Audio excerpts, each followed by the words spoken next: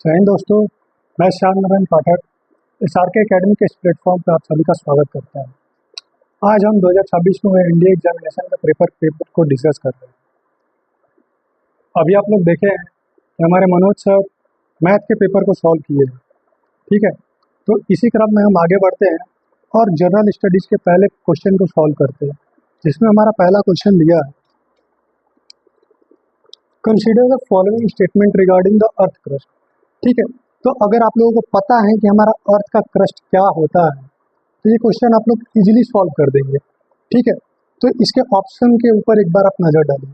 इसका पहला ऑप्शन दिया है the continental crust is thinner under the fold mountain. तो आप लोगों को फोल्ड माउंटेन के बारे में भी पता होना चाहिए कि फोल्ड माउंटेन हमारा क्या होता है।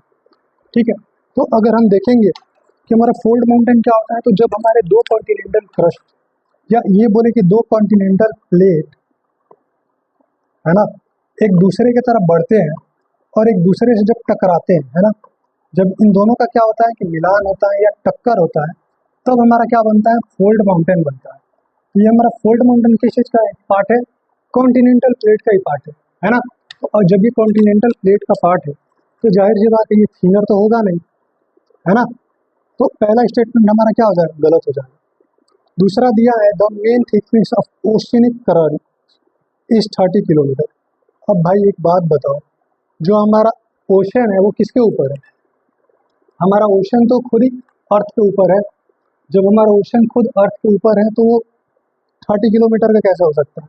और ये थिकनेस दिया है ना, तो इसका जो मेन थिकनेस कितना होता है, 5 से 6 किलोमीटर का होता है, ना कि 30 किलोमीटर का होता है।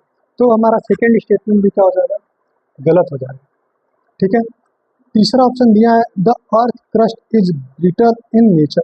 हाँ, तो ये हमारा स्टेटमेंट क्या हो जाएगा, सही हो जाएगा। तो इसका ऑप्शन नंबर जो 3 है क्या होगा, सही होगा। ठीक है, तो अगले क्वेश्चन की तरफ बढ़ते हैं हम।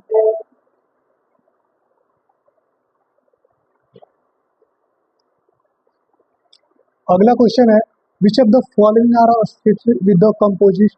अब देखो ये वोल्केनो के बारे में क्वेश्चन दिया है हमारा। ठीक है, तो वोल्केनो हमारे तीन टाइप के होते हैं। ठीक है, पहला होता है कि हमारा कंपोजिट वोल्केनो, जिसको हम मिश्रित वोल्केनो बोलते हैं। जो क्या होता है कि वो कभी भी क्या हो सकता है, ब्लास्ट हो सकता है ना। एक टाइप का होता है कि उससे सिर्फ धूल मिट्टी, या आप लोग कभी कभी मतलब वो चूल्हे पर खाना वाना बनाए हो आप लोग, तो देखो कि उसमें से गरम गरम राख निकलती है, मिट्टी, है ना। तो उस टाइप का एक वोल्केनो होता है। और एक होता है डेड वोल्केनो, जो कभी भी क्या होगा कि ब्लास्ट नहीं होने वाला। ठीक है, तो इसमें दिया है कि हमारा कंपोजिट वोल्केनो क्या चीज़ है ना। तो ये दिया है कि the result in explosive eruption. हाँ, तो इसमें होता है कि ये क्या हो सकता है, कभी भी क्या हो सकता है, ब्लास्ट हो सकता है, इसमें कभी भी इरप्शन आ सकता है। ठीक है, दिया है कि दे इजेक्ट इन परलोसिव मटेरियल्स। हाँ भाई, तो ये भी रहता है इसमें। इसमें क्या रहते हैं कि सारे टाइप के मटेरियल्स रहते हैं, आग भी रहता है, राख भी रहता है ना, डिफरेंट टाइप के मिनरल्स भी निकलते हैं। ठीक है, तीसरा ऑप्शन दिया है कि pyroclastic material are ashes accumulate near the vent forming layers. ये भी इसका सही ऑप्शन है। तो इसका क्या हो जाएगा, तीनों ऑप्शन जो है करेक्ट हो जाएंगे। ठीक है, चलिए हम आगे क्वेश्चन पे बढ़ते हैं।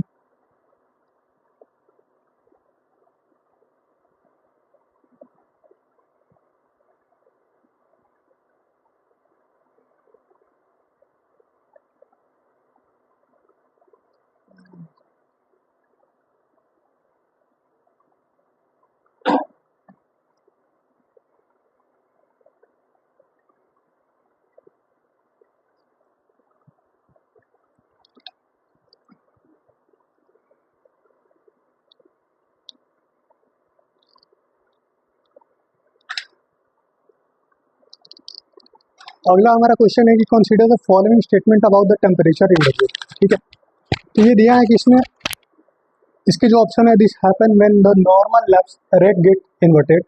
दूसरा दिया है winter nights clouds are conductive for temperature in regions. तीसरा दिया है कि polar area expressive inversion throughout the year, है ना। तो इसमें कुछ एक्सप्लेन करने की जरूरत नहीं है, इसका तीनों ऑप्शन क्या हो जाएगा, सही हो जाएगा। ठीक है,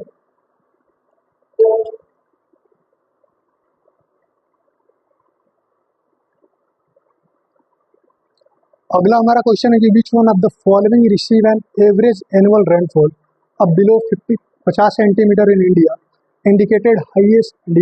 अब देखो ये दिया है कि इसमें सबसे कम वर्षा कहाँ पे होती है, ठीक है ना। तो हमारा ऑप्शन है मध्य प्रदेश, हरियाणा, लद्दाख एंड झारखंड। तो इसका आंसर तो हमको क्लियर दिखाई दे रहा है कि लद्दाख होगा, लेकिन क्यों हो गया ये 50 सेंटीमीटर से भी कम वहाँ पे रेनफॉल होता है, ठीक है। तो अगर हम भारत का मैप देखेंगे, ठीक है ना, अगर इंडिया का मैप को अगर हम देखते हैं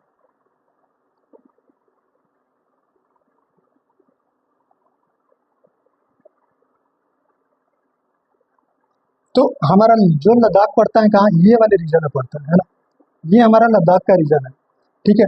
और जो हमारा मानसून उठता है, एक तो अरेबियन सी से निकलता है और दूसरा हमारा बे ऑफ बंगाल से निकलता है ना। तो जो जब हमारे यहाँ से मानसून निकलेगा, है ना, तो यहाँ पे इसको एक अरावली माउंटेन मिलता है, अरावली रेंज, ठीक है। लेकिन यहाँ पे ब्लॉक करने के लिए हमारे हिमालयन रेंज भी मिलते हैं, जिसको शिवालिक बोलते हैं। हम आगे जब इसके बारे में पढ़ेंगे तो डिस्कस करेंगे। हिमालय को हम 5 पार्ट में डिवाइड किए, ठीक है, greater Himalaya, middle Himalaya, Shivalik and north eastern Himalaya, ठीक है। तो 5 पार्ट में हम हिमालय को भी डिवाइड किया है। तो यहाँ से निकलने वाले मानसून को ये क्या करते हैं, हिमालय ब्लॉक कर देते हैं यहीं पे, जिसकी वजह से हमको रेनफॉल जो होता है ये वाले एरिया में, दिल्ली, हिमाचल प्रदेश, हरियाणा, पंजाब, उत्तराखंड, ये वाले रीजन में बहुत ज़्यादा हमको क्या देखने को मिलता है, रेनफॉल दिखने को मिलता है। या यहाँ तक भी हमको ये देखने को मिलता है कि बादल भी यहाँ पे बादल फटता है, ये भी हमको देखने को मिलता है। ये एक मेन रीजन बन जाता है कि लद्दाख में हमको क्या देखने को मिलता है, कम वर्षा देखने को मिलती है, ठीक है। चलिए फिर आगे बढ़ते हैं।